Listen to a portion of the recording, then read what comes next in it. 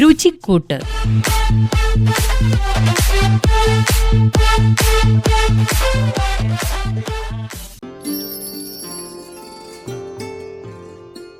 എല്ലാവർക്കും രുചിക്കൂട്ടിലേക്ക് സ്വാഗതം. പച്ചക്കറികളുടെ ഓണാഘോഷം കഴിഞ്ഞ് നമ്മൾക്കിനി ഒരു ചിക്കൻ വിഭവത്തിലേക്ക് കിടക്കാം. ഇന്ന് നമുക്ക് എള്ളും ചിക്കനും കുറച്ച് തേനും ഒക്കെ കൂടി ചേർന്നാൽ എങ്ങനെയിരിക്കും എന്ന് നോക്കാം.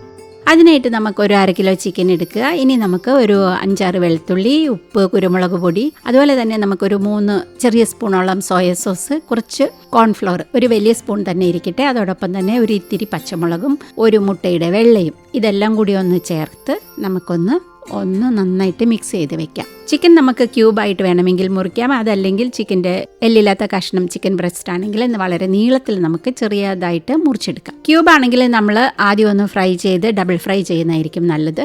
ഈ തയ്യാറാക്കിയ കൂട്ടിലേക്ക് നമുക്ക് ചിക്കൻ പുരട്ടി വെച്ചിട്ട് ഒരു മണിക്കൂർ അല്ലെങ്കിൽ ഒരു ഓവർനൈറ്റ് നമ്മൾ അതങ്ങനെ തന്നെ മാരിനേറ്റ് ചെയ്ത് വെക്കാം. ഇനി നമ്മൾ കുറച്ച് എണ്ണയാണ് എടുക്കുന്നത്. വറുക്കാൻ ആവശ്യത്തിന് എണ്ണ എടുത്ത് ഈ പറഞ്ഞവ എണ്ണയിലിട്ട് ഒരു കോൺഫ്ലവറിൻ്റെ ഒരു കോട്ടിങ്ങും കൂടി കൊടുത്ത് വറുത്തെടുക്കുക. പിന്നെ ഇനി നമ്മളൊരു സോസാണ് ഉണ്ടാക്കാൻ പോകുന്നത്. നല്ല 2-3 വലിയ ടൊമാറ്റോ കെച്ചപ്പ്, അതുപോലെ തന്നെ സോയാ സോസ്, വിനാഗിരി, തേന്, ബ്രൗൺ ഷുഗർ അല്ലെങ്കിൽ ശർക്കര അല്ലെങ്കിൽ സാധാരണ പഞ്ചസാര, കുറച്ച് നല്ലെണ്ണ, ഇതെല്ലാം കൂടി ഒന്ന് ചേർത്ത് വെക്കുക. കുറച്ച് വെള്ളവും കൂടി ഒഴിച്ചിട്ട് അത് നന്നായിട്ടൊന്ന് തിളച്ച് വരണം. തിളച്ച് കുറുകാറാകുമ്പോൾ അതിലേക്ക് കുറച്ച് കോൺഫ്ലവർ കലക്കിയതും കൂടി ചേർത്ത് നമുക്കൊന്ന് കുറുക്കിയെടുക്കാം. കുറുകി വരാറാകുമ്പോൾ അതിലേക്ക് നമ്മൾ ഈ വറുത്ത ചിക്കനും കൂടി ചേർക്കാം. വറുത്ത ചിക്കനും കൂടി ചേർത്തതിന് ശേഷം നമ്മൾ ഇതിലേക്ക് പിന്നെ ചേർക്കാൻ പോകുന്നതാണ് ഒരു സൂപ്പർ കളർഫുൾ സാധനം. അപ്പോൾ നമ്മളുടെ ചിക്കൻ ഈ രീതിയിൽ ഉണ്ടാക്കി കഴിഞ്ഞാൽ നല്ലൊരു ബ്രൗണിഷ് റെഡ് കളറിലിരിക്കും. അതിലേക്ക് നമ്മൾക്ക് കുറച്ച് വെളുത്ത എള്ള് അതൊന്ന് ഡ്രൈ റോസ്റ്റ് ചെയ്തിട്ട് നമ്മൾ അതിൻ്റെ മുകളിലേക്ക് വിതറാൻ പോവുകയാണ്.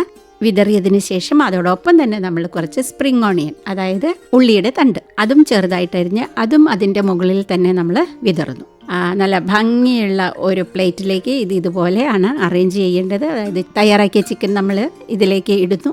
അതിനുശേഷം നമ്മൾ ഈ എള്ളും അതുപോലെ തന്നെ സ്പ്രിംഗ് ഒണിയനും ഒക്കെ വെച്ച് ഡെക്കറേറ്റ് ചെയ്ത് നല്ല രുചികരമായ ഒരു ഡിഷ്. ഈ ഡിഷ് നമുക്ക് ഫ്രൈഡ് റൈസിൻ്റെ കൂടെയോ അതല്ലെങ്കിൽ പ്ലെയിൻ റൈസിൻ്റെ കൂടെയോ ജീര റൈസിൻ്റെ കൂടെയോ ഒക്കെ കഴിക്കാവുന്നതാണ്.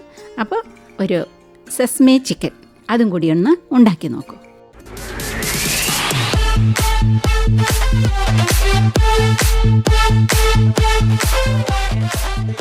രുചിക്കൂട്ട്. നിർവഹണം ലീന.